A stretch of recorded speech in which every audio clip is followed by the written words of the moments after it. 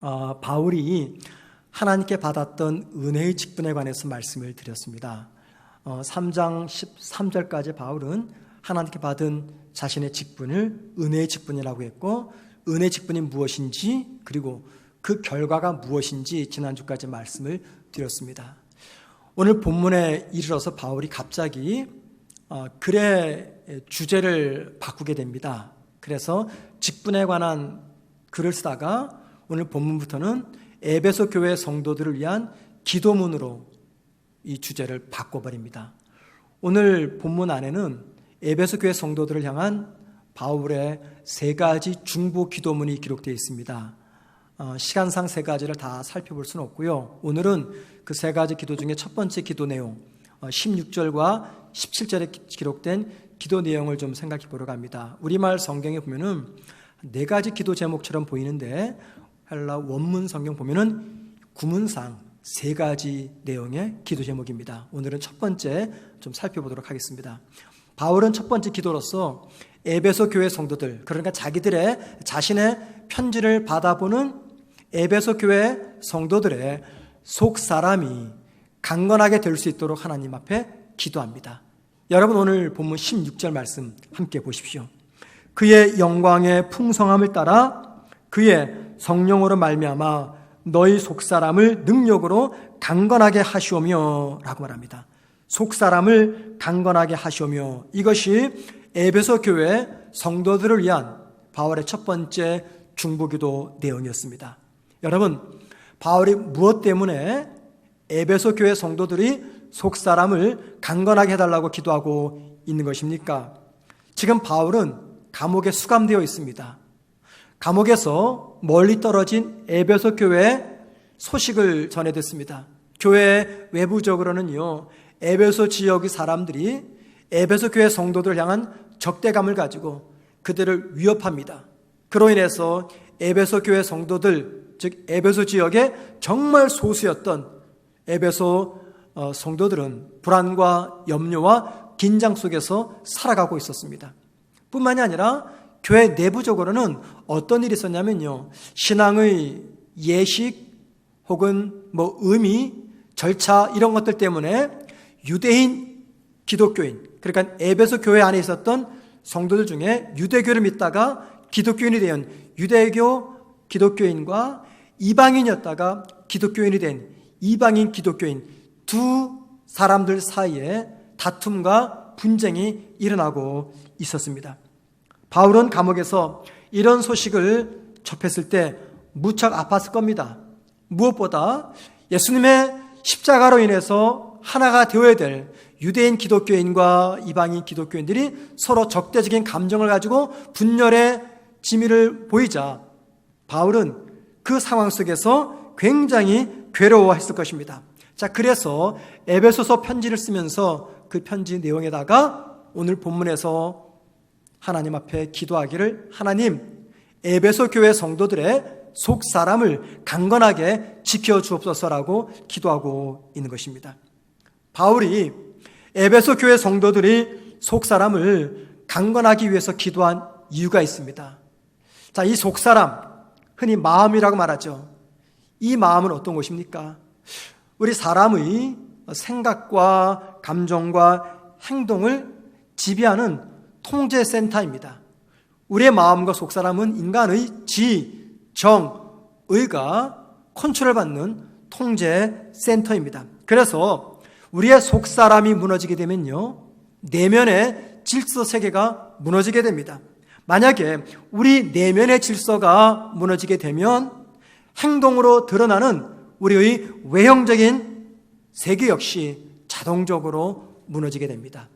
그래서 내 외적인 여러 가지 표현과 행동들은 내 안에서 일어나고 있는 내적인 결정에 따른 것입니다.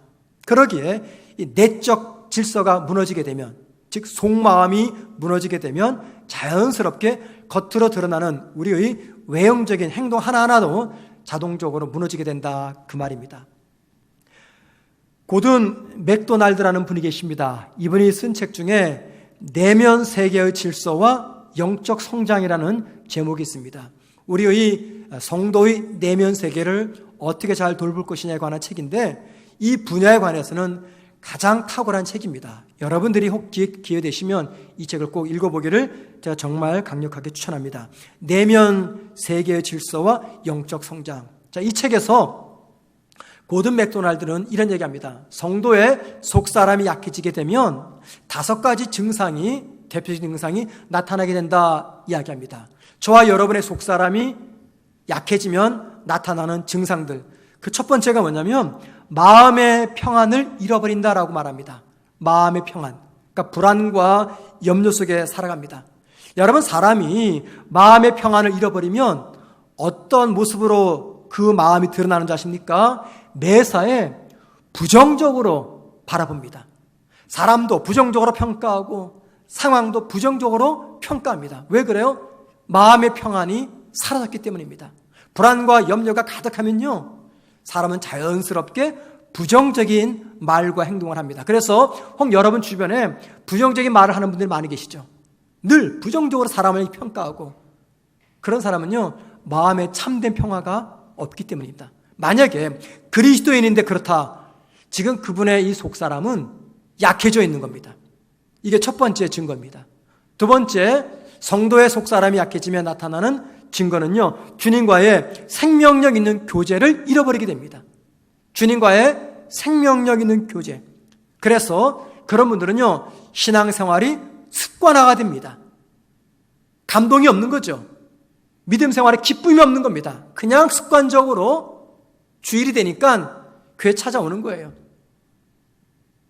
이게 성도가 영적으로 약해짐에 나타나는 증상입니다. 세 번째, 하나님이 성도에게 맡긴 책임과 사명이 있어요.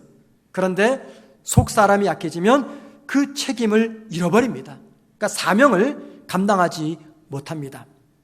네 번째, 다른 사람과 자신을 비교하면서 다른 사람보다 연약한 자신에 대한 열등감을 갖게 됩니다. 반대로 다른 사람보다 더 탁월한 우월감을 갖게 됩니다. 열등감이든 우월감이든 다른 사람과 나를 비교할 때 갖는 감정, 바로 그것은 내가 지금 영적으로 약해져 있다라는 증거입니다. 마지막 다섯 번째, 고든 맥도날드는 성도의 속사람이 약해지면 이런 증상이 나타난다고 이야기합니다. 인생의 위기가 찾아올 때 바르게 반응하지 못한다. 인생의 아픔이 찾아올 때, 고난이 찾아올 때 바르게 대처할 수 있는 능력 혹은 저항력이 사라진다 이야기합니다. 자, 그래서 분명히 하나님을 믿는 성도인데 인생에 조그마한 시련이 찾아오면요, 속사람이 약해지면 감당을 못해요. 뭘 할지 모릅니다. 안절부절합니다. 이게 속사람이 약해져 있기 때문입니다. 여러분, 이 5가지를 잘 생각해 보세요. 정말 그렇지 않습니까? 우리의 속사람이 약해지면 이런 증상들이 나타납니다. 저에게도 있고 여러분에게도 마찬가지입니다. 아마 지금도 이런 증상들이 나타나고 있는 성도들이 계실 겁니다. 그런데 여러분, 이 5가지 증상이 무섭다기보다도 이 5가지 증상 때문에 파생되는, 야기되는 2가지 결과가 더 무서운 거예요. 이 5가지 증상을 갖게 되면 2가지 어떤 결과가 나오냐면, 첫째, 성도는요, 눈에 보이는 것, 그러니까 겉으로 드러난 것 때문에 힘들어합니다. 우리 성도는 어떤 사람입니까? 눈에 보이는 세상을 믿는 사람이 아니라 눈에 보이지 않는 세계를 믿는 사람이에요. 그런데 이 5가지에 딱 사로잡히게 되면 성도는 눈에 보이지 않는 것이 아니라 눈에 보이는 것에다가 자신의 모든 것들을 갖다 맡깁니다. 그래서 눈에 보이는 것을 중요시 여기기 때문에 인생의 시련이 찾아오면요, 눈에 보이지 않는 주님을 의지하기보다도 눈에 보이는 사람과 상황과 세상을 의지합니다. 자, 그래서 이런 결론을 내릴 수가 있는 것이죠. 성도의 속사람이 약해지게 되면요, 그 순간 성도는 눈에 보이는 이 세계, 사람들을 눈에 보이지 않는 주님보다 더 신뢰하게 됩니다. 뿐만입니까? 이 5가지 증상들이 나타나면요, 우리에게 어떤 결과가 주어진지 아세요? 믿음의 순수성을 지켜내기가 어렵습니다. 믿음의 순수성. 믿음의 순수성이란 무엇입니까? 쉽게 말해서 믿음의 동기입니다. 왜 내가 믿음 생활합니까? 사명의 동기입니다. 내가 왜 목사가 되었는지, 내가 왜 성도가 되었는지, 내가 왜 교사가 되었고 직분을 맡았는지 그 모든 동기를 잃어버리게 됩니다. 언제요? 믿음의 순수함을 잃어버릴 때. 자, 그렇게 되면 매사에 적당히 하려고 합니다. 적당히. 순수함을 사라져버리면 적당히를 선택합니다. 적당히 믿음 생활하고, 적당히 목사짓하고, 적당히 직분 감당하고, 적당히 믿음의 사람으로 이 세상을 살아갑니다. 그래서 적당히 한 발은 세상에 담그고 한 발은 믿음의 세계에 담굽니다. 적당한 상황 속에 오가면서 자신의 정체성을 지켜나갑니다. 바로 이 두 가지 이유 때문에, 그러니까는 겉으로 보이는 것만을 의지하며 그것 때문에 힘들어하는 것 때문에, 또는 믿음의 순수함을 잃어버리는 문제 때문에 바울은 하나님께 기도하기를 에베소 교회 성도들의 속사람을 강건하게 해달라고 기도하고 있는 것입니다. 바울은 에베소 교회 성도들의 이 속사람이 강건하게 되기 위해서는요, 두 가지를 더 추가로 요구합니다. 여러분, 어떻게 하면 우리의 속사람이 강건해질까요? 이게 중요하지 않습니까? 어떻게 하면 내 속사람이 강건해지는가? 바울은 그 첫 번째 해결 방법으로 이런 얘기를 합니다. 성령께서 그들의 마음을 능력으로 지켜달라고 기도합니다. 오늘 본문 16절 말씀 보십시오. 성령으로 말미암아 너희 속사람을 능력으로 강건하게 하시오며 성령의 능력으로 속사람을 지켜주십시오. 기도합니다. 이 말이 무슨 말이냐면 우리의 속사람은 성령께서 지켜주지 않으면 속사람을 지켜낼 수 없다, 그 말입니다. 그래서 성령이 도와주셔야 성도는 비로소 겉으로 보이는 것 때문에 힘들어하지 않습니다. 성령이 지켜주셔야 비로소 성도는 믿음의 순수성을 지켜나갈 수가 있습니다. 예를 들면 사도행전 5장 40절과 41절 말씀 보면 이스라엘의 종교 지도자들이 예수님의 이름을 전하는 제자들을 붙잡아 옵니다. 그리고는 채찍으로 때리면서 두 번 다시 예수의 이름을 전하지 말라고 협박을 합니다. 여러분, 만약에 제자들의 속사람이 약해졌다면 어떤 결과가 나올까요? 그 보이는 채찍이 무서워서 믿음의 순수함을 포기해버리고 믿음의 적당히를 선택할 겁니다. 그래서 적당히 믿음 생활하고 적당히 제자로서 살아가게 될 겁니다. 그런데 본문을 보면요, 제자들은 그 채찍의 고난을 기뻐했다라고 이야기합니다. 이게 도무지 말이 안 되는 게, 이 제자들이 누굽니까? 며칠 전만 하더라도 예수님께서 종교 지도자들에 의해서 체포될 때 두려워서 다 달아난 사람들이었어요. 다 도망친 사람들입니다. 그런 그들이 어떻게 이토록 담대하게 변할 수가 있었는가? 그 이유는요, 먼저는 그들이 부활하신 주님을 만났기 때문입니다. 하지만 더 중요한 것은 사도행전 2장을 보면은 이 제자들이 성령 충만함을 입었기 때문이에요. 무슨 말입니까? 성령께서 능력으로 그들의 속사람을 강건히 붙잡아 주니까 눈에 보이는 채찍이라고 하는 고난 앞에서도 믿음의 순수함을 붙잡을 수가 있었던 겁니다. 만약에 성령께서 저와 여러분이 속사람을 강건하게 하지 않으면요, 저와 여러분은 십중팔구 하나님의 뜻에 위배되는 육신의 원함을 따라서 살아가게 될 것입니다. 여러분은 모르겠어요. 저는 그렇습니다. 성령께서 제 속사람을 붙잡아 주지 않으면 저는 분명히 내 육신의 탐욕을 따라 살아가고 될 것입니다.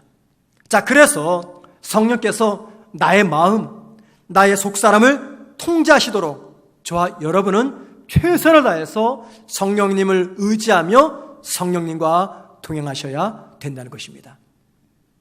두 번째, 바울은 에베소 교회 성도들의 이 속사람이 강건하게 지켜내기 위해서 어떤 기도를 하냐면 주님께서 그들의 마음에 내주하게 해달라고 기도합니다. 오늘 보면 17절 말씀 보시기 바랍니다. 믿음으로 말미암아 그리스도께서 너희 마음에 계시게 하시옵고 라고 말합니다. 여기 마음이 무엇입니까? 속사람이죠. 속사람에 계시게 하시옵고, 이건 내주입니다. 내주. 우리의 속사람에 주님께서 거하시는 것, 내주를 이야기합니다. 그리스도께서 성도의 마음에 내주하셔야 비로소 성도는 그 마음을 강건하게 지킬 수 있다, 그 말입니다. 저와 여러분의 마음에는 뭐가 있는지 아십니까? 우리 마음에는요, 선함과 악함이 있습니다. 우리 마음에는요, 깨끗함과 더러움이 있습니다. 우리 마음에는요, 참됨과 거짓이 있습니다. 우리 마음에는요, 용기와 비겁함이 담겨 있습니다. 그래서 그 마음을 들여다보면은 내가 누구인지, 나는 어떤 사람인지를 알게 됩니다. 여러분이 누구인지 궁금하세요? 정말 정직하게 객관적으로 여러분의 마음을 한번 들여다보십시오. 그게 곧 나입니다. 그게 나예요. 내 마음 안에 있는 것이 내가 누구인가를 결정지어줍니다.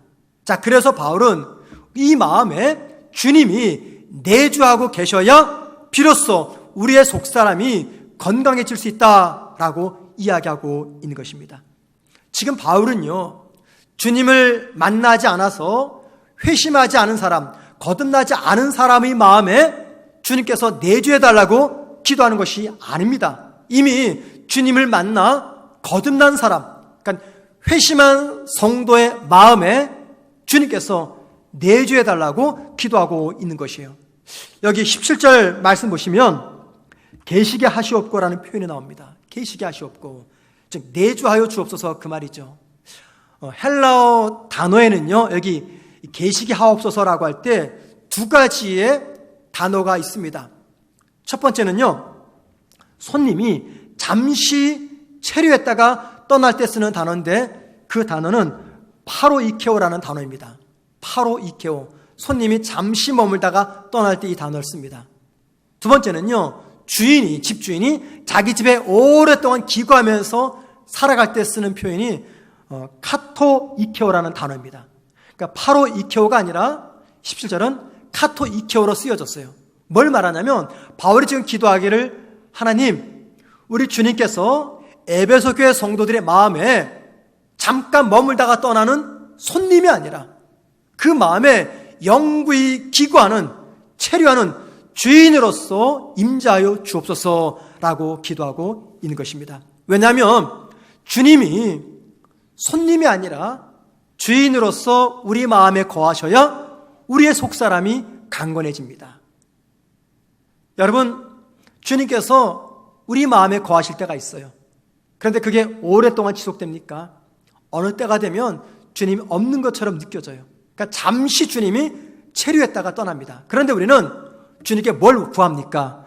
내 인생에 위기가 찾아왔을 때 그때만큼은 주님이 내 안에 계시면 좋을 것 같아요. 그래서 열심히 주님께 구합니다. 주님, 내 안에 들어와 주십시오. 그러다가 인생의 문제가 다 해결되면 내 안에 계신 주님을 잊어버립니다.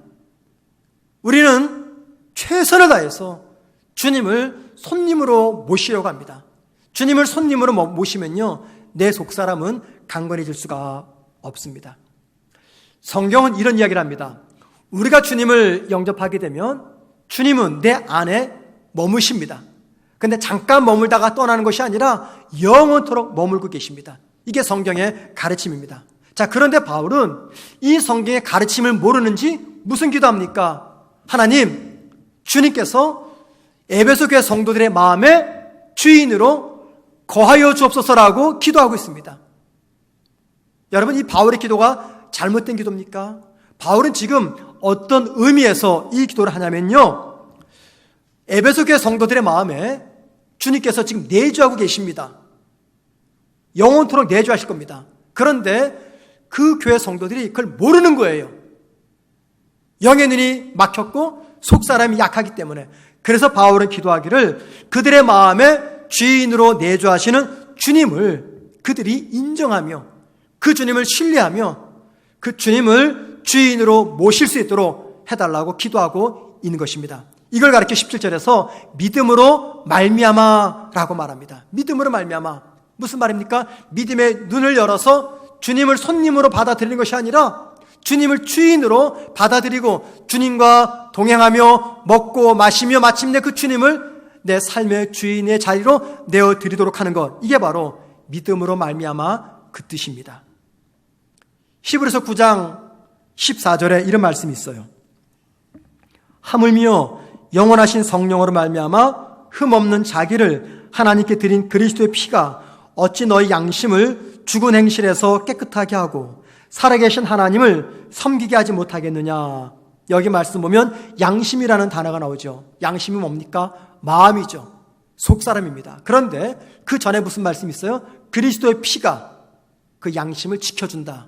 즉 주님의 십자가에 흘린 피가 우리의 속사람을 지켜주신다. 그 이야기입니다. 여러분, 우리의 속사람이 약해져서 죄의 지배를 받게 되면 어떤 삶의 특징이 나타나는지 아십니까? 우리의 속사람이 약해져서 죄의 지배를 받습니다. 어떤 특징이 나타날까요? 매사를 나 중심적으로 살아갑니다. 모든 행동과 결정과 삶의 중심에 내가 있어요. 이게 죄의 지배를 받는 사람의 특징입니다. 모든 게 다 내 중심이에요. 내 만족, 내 유익입니다. 그런데 가만히 들여다보세요. 내 중심이 뭡니까? 내 욕망이잖아, 욕망. 내가 원하는 것, 내 탐심입니다. 내 욕구입니다. 그러니까는 속사람이 약해져서 죄의 지배를 받게 되면 결국에는 저와 여러분은 어쩔 수 없이 내 욕망에 충실해서 욕망을 이루는 그 길로 달려가게 된다. 그 말입니다. 자, 그런데 그 순간 만약에 우리 주님의 피가 내 속에 들어와서 나를 지배하게 되면요, 연약했던 내 속사람이 강건하게 됩니다. 주님의 피가 내 속에 들어와서 나를 지배하면 내 속사람이 강건하게 되고, 그렇게 되면 내 안에는요 혁명 같은 변화가 일어납니다. 그 변화가 어떤 변화입니까? 마음의 변화입니다. 생각의 변화입니다. 행동과 그리고 말의 변화입니다. 나만을 위한 삶이 아니라 하나님의 영광과 이웃을 돌아보는 삶의 변화입니다. 뿐만 아닙니다, 여러분. 그리스도의 피가 저와 여러분 속사람에 가득히 채워지면요, 우리는 비로소 주님의 인격을 닮아가게 됩니다. 주님의 피가 내 안에 가득하게 채워진다, 그 말을 다른 말로 말하면 성령 충만한 삶이라고 말씀드릴 수가 있습니다. 한번 생각해 보세요. 주님의 피가 내 속에 가득하게 채워지면 내 안에서는 어떤 변화가 나타날까요? 주님의 피가 채워지기 전에 내 안에 어떤 것이 가득 차 있었습니까? 탐욕이잖아요. 이기심이지 않습니까? 우월감, 미움, 음욕, 교만, 악함, 이런 것들이 가득 채워져 있었어요. 그런데 그 마음 안으로 주님의 피가 채워지면 이것들이 존재할 공간이 없어져요. 그럼 다 사라지게 되는 겁니다. 이게 마치 무슨 원리가 같냐면요, 자동차에서 주유를 합니다. 그러면 기름을 쓰면 기름이 사라지죠. 기름이 사라지는 것만큼 그 주유통에는 뭐가 채워집니까? 공기가 채워져요. 그래서 주유할 때 이게 그 구멍 이렇게 열면은 퍽 소리가 나는 게 공기가 빠져나오는 겁니다. 그런데 여러분, 그 가득 차 있던 공기가 언제 빠진지 아십니까? 그 안으로 기름을 주유할 때 기름의 주유와 함께 공기가 다 사라져 버립니다. 똑같은 원리입니다. 주님의 피가 내 안에 채워지면 그전까지 내 안에 차고 있었던 온갖 악함들이 다 사라지게 되는 것입니다. 자, 그렇게 되면 결국 저와 여러분은 주님을 닮아가는 제자가 되는 것이죠. 그래서 속사람을 내가 강하게 지킨다, 그 말은 주님 닮은 제자가 되어간다, 그 말입니다. 자, 이것을 위해서 저와 여러분이 매 순간마다 확인하고 점검할 것이 있어요. 내 안에 그리스도 십자가 피가 가득한가라는 겁니다. 바꿔 말하면 내 안에 그리스도의 은혜가, 십자가의 은혜가 가득 차 있는가. 바로 이것이 뭐라고요? 이것이 내 속에 주님께서 지속적으로 내주하고 있는 것입니다. 이게 바로 주님과의 동행입니다. 여러분, 저는 예수를 믿은 지 50년이 되었습니다. 그리고 목회자로서 살아온 지가 벌써 33년이 지나가고 있습니다. 목회자 중에서 목사가 된 지는 25년이 되었어요. 목사 25년 중에서 담임 목사는요, 한 15년이 되었습니다. 영국에서 9년, 부산에서 2년, 우리 교회에서 이제 4년이 지났습니다. 15년이 되었고, 교회 법에 따르면 이제 한 교회에서 목회하게 되면 20년만 하면 원로가 되는 겁니다. 예. 저는 담임 목사로서 15년을 사역하고 있어요. 여러분 꽤 길지 않습니까? 50년 동안 예수를 믿어왔고 33년 동안 사역을 했고 목사가 된 지 25년이 되었고 담임 목사가 된 지 15년이 되었습니다. 이 정도 되면은 저한테 어떤 변화가 나타나야 될까요? 저는 천사표 성도가 되어야 됩니다. 천사표 목사가 됩니다. 왜? 그 긴 시간 동안 50년 동안 저는 주님과 동행했잖아요. 50년 동안 주님이 내 안에 내주하시면서 나와 함께 살아오셨잖아요. 그러면 그 시간의 길이만큼 저는 꽤 괜찮은 목사가 되어 있어야 됩니다. 그런데 제가 어떤지 아십니까? 너무 치졸한 목사고요.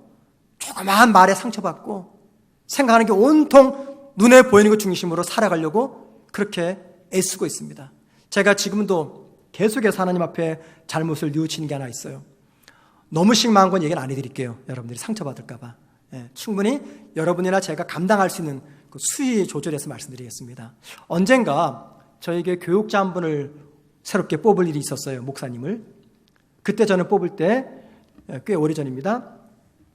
선교사 후보생을 뽑으려고 했어요. 와서 사역하면서 몇 년 있다가 우리 교회에서 선교사로 파송하려고. 근데 제 친구 목사가 좋은 분이 있다고 한 분을 추천해 주었어요.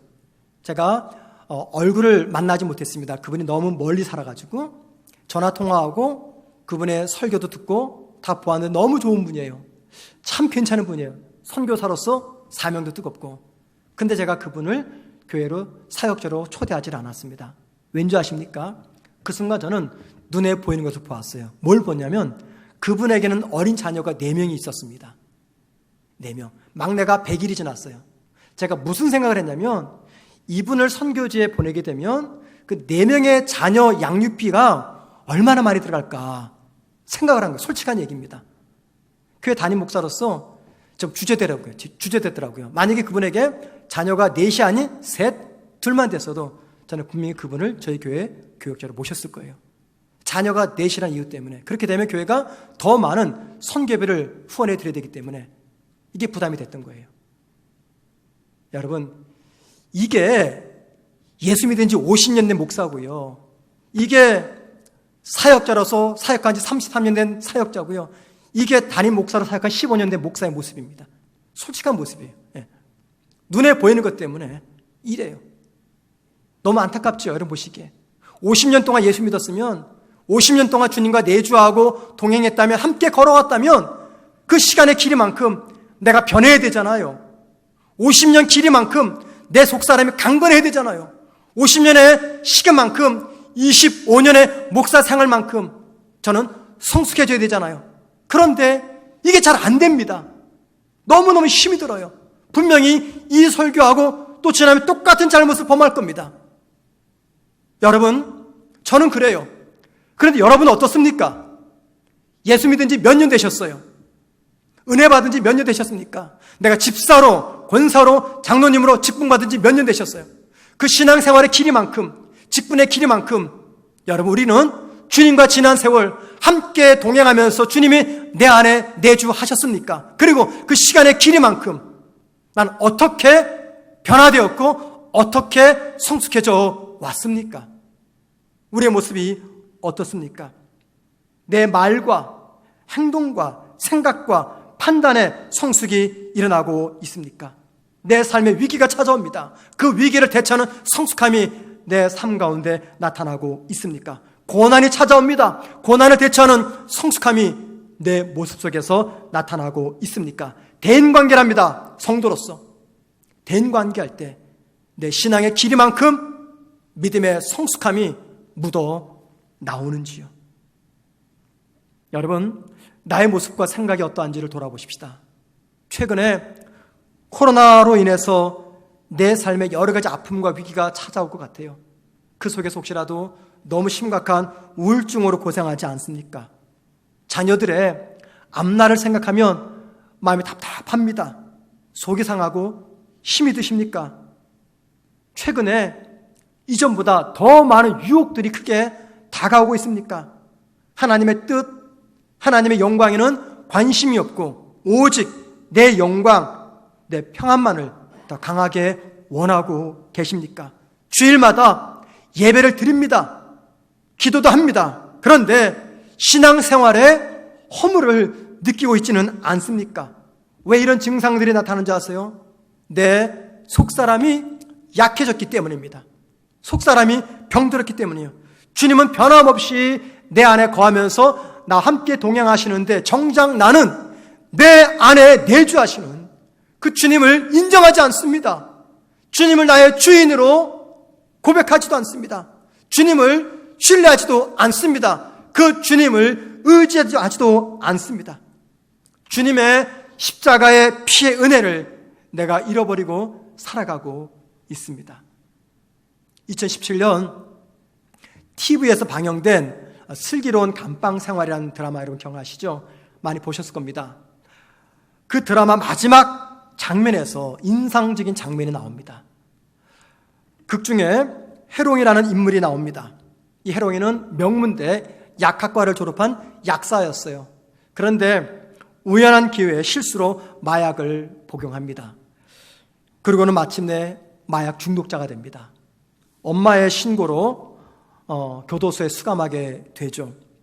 마약 중독자이기 때문에 교도소 안에서 굉장히 심는 후유증으로 고생을 합니다. 그런데 이 감옥에서 마약을 끊겠다고 결심을 하면서 몸이 아파도 감기약조차 멀리합니다. 많은 사람들이 마약을 끊을 것이다 기대를 합니다. 마침내 출소하는 날 친구가 교도소까지 마중을 나옵니다. 마중 나왔던 친구가 그 출소하는 해롱이에게 마약을 건넵니다. 해롱이는 차 안에서 한참을 고민하다가 마침내 그 마약을 복용합니다. 그 드라마를 봤던 모든 시청자들은 그 순간 해롱이가 고민하다가 마침내는 마약을 버리고 떠나기를 바랬을 거예요. 그런데 해롱이는 출소하자마자 다시 마약을 복용하고 그 모습을 지켜봤던 많은 시청자들의 마음을 안타깝게 했습니다. 여러분, 우리의 마음을 지킨다는 것, 우리의 속사람을 지킨다는 것, 이게 얼마나 힘든가를 이 드라마는 우리에게 잘 보여주고 있습니다. 어디 마약만 그렇습니까? 마약만 그렇습니까?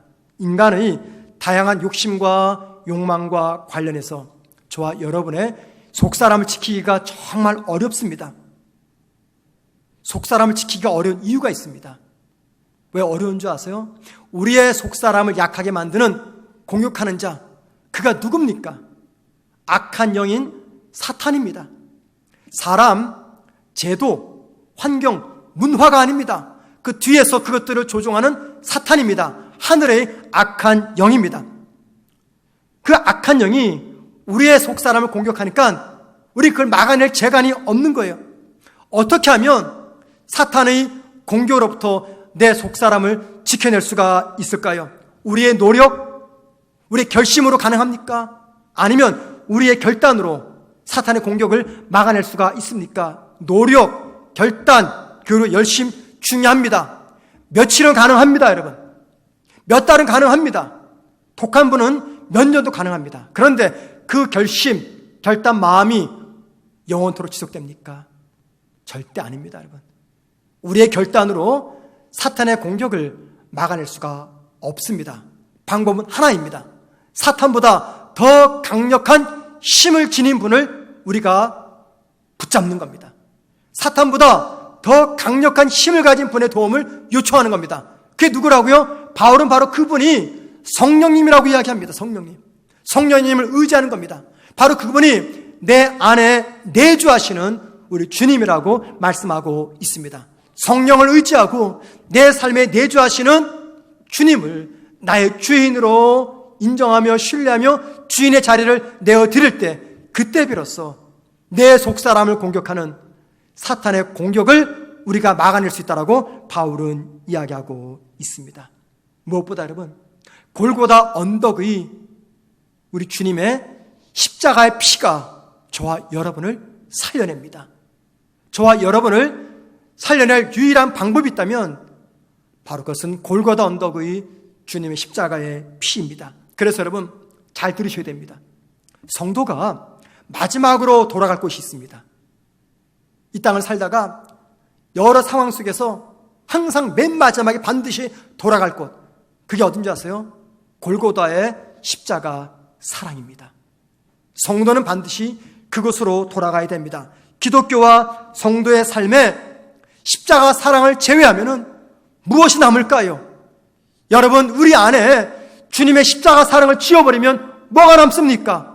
우리 공동체 안에 주님의 십자가 사랑을 지워버리면 뭐가 남습니까? 아무것도 남는 게 없습니다. 그래서 성도와 교회가 마지막까지 돌아갈 것은요, 골고다 십자가의 사랑입니다. 그리고 저와 여러분이 그 십자가 사랑으로 돌아갈 때 나보다 능력 많으신 주님의 능력이 내 속사람을 지켜주고 부하심으로 강건하게 내 마음을 지켜낼 수가 있는 것입니다.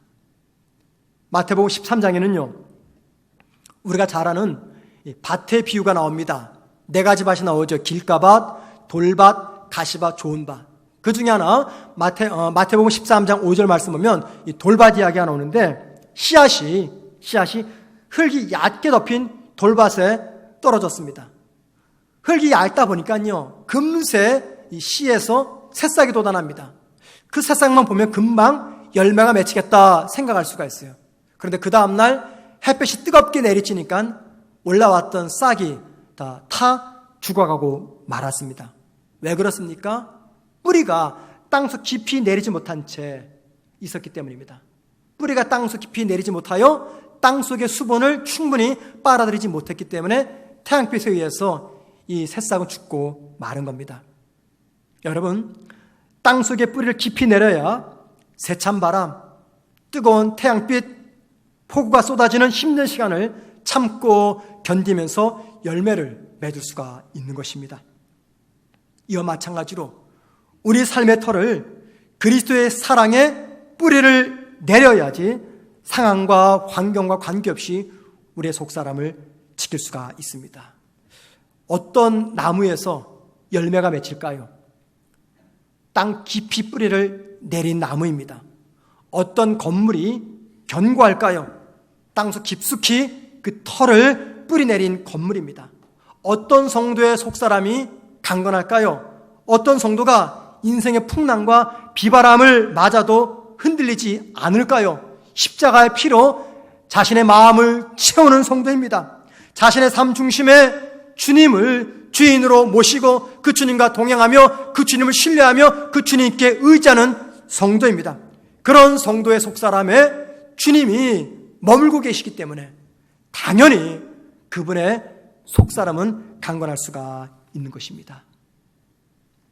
여러분, 오늘 내 모습을 돌아보십시다. 지금 내가 직면한 문제가 무엇입니까? 혹시 과거에 비해서 영적으로 무력해지지 않았습니까? 예배를 드려도 은혜도 없고 감동이 없습니까? 하나님의 뜻과 원함을 알면서도 그 뜻대로 살아가지 못합니까? 죄의 유혹에 쉽게 넘어가면서 죄의 사슬을 단호히 끊지 못합니까? 실패하는 자신을 합리화시키며 영적 성숙과 변화에 대한 갈망을 품지 않습니까? 나보다 더 나은 사람 보면은 시기심을 품습니까? 하루에도 수없이 감정의 변화가 일어나면서 사람들의 작은 잘못이나 실수를 용납하지 못해서 분을 바라고 있습니까? 하나님께 기도하기가 지겹습니까? 기도해도 아무런 변화가 없다고 생각하십니까? 예배가 시작되면 언제나 끝날까 시계를 들여다보고 있습니까? 아주 작은 일에도 걱정과 근심이 떠나지 않습니까? 이 모든 것들은요, 내 속사람이 약해졌다는 증거입니다. 다른 말로 말하면 내가 지금 영적 침체에 빠졌다는 말입니다. 속사람이 약하면 기독교 은혜의 종교를 믿으면서도 은혜를 누리지 못합니다. 기독교는 은혜의 종교입니다. 처음도 은혜고 마지막도 은혜입니다. 이 은혜의 종교를 믿으면서도 속사람이 약해지면 은혜를 누리지 못합니다. 그러면요, 겉으로 드러나는 것을 보고서 우리가 살아갑니다. 그렇게 되면 믿음의 순수함을 잃어버립니다. 그래서 달라스 윌라드라고 하는 신학자는 그의 책 마음의 혁신에서 이런 사람들, 즉 은혜의 기독교 종교를 믿으면서도 은혜를 누리지 못하는 그러한 사람들, 그런 사람들이 빠진 기독교를 가리켜 불쌍한 죄인의 기독교다라고 이야기합니다. 은혜의 종교인 기독교를 믿으면서도 은혜를 누리지 못하는 사람들에게 기독교는 불쌍한 죄인의 기독교라고 이야기합니다. 여러분, 속사람이 강건하기를 원하신다면 성령님을 의존하십시오. 그리고 지금도 내 문 밖에 서서 당신을 내 삶의 주인으로 모셔달라고 문을 두드리시는 그 주님을 향해서 여러분의 마음의 문을 여십시오. 주님이 들어오셔야지 비로소 내 속사람이 강건해집니다. 그리할 때 저와 여러분은 불쌍한 죄인의 기독교가 아니라 영광스러운 기독교를 믿는 뿌리 깊은 영성을 소유한 하나님의 백성이 되는 것입니다. 속사람이 강건하기를 주님의 이름으로 축원을 드립니다.